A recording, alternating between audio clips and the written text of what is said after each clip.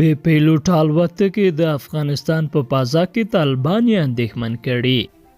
د طالبانو حکومت وايي د امریکا بې پیلوټه الوتکې د افغانستان په هوایي حریم کې ګزمې کوي.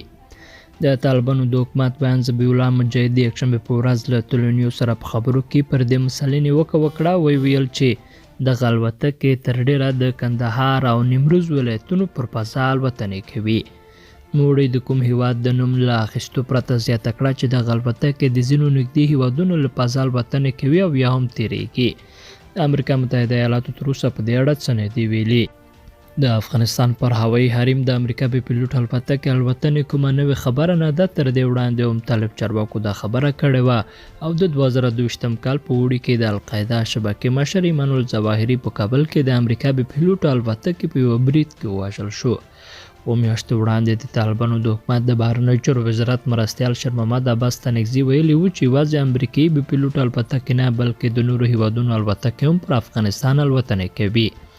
د طالبانو حکومت د دفاع سرپرست وزیر محمد یعقوب مجاهد د تیر کال په اسد د میاشت کې له العربیه شبکې سره په مرکه کې ادعا وکړه چې د امریکا بې پیلوټه الوتکې په افغانستان په ټکو یې له پاکستان الوتنې کوي، خو د پاکستان حکومت هغه مهال دغه ادعا رد کړې وه.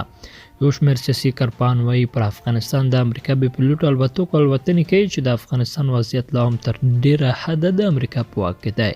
د یادو کارپوهانو له ډلې ذکیر حسین ارشاد ازادي راډیو ته ویل دا حضور په دې معنا ده چې په افغانستان کې وضعیت لا هم تر ډیره د امریکا تر کنټرول لاندې دی او که کوم بدلون راسي یا په افغانستان کې یو فرد یا ډله غواړي چې د امریکا د ارادې خلاف اقدام وکړي، امریکا لرې نه ده او په ټول قوت سره دلته شتون لري.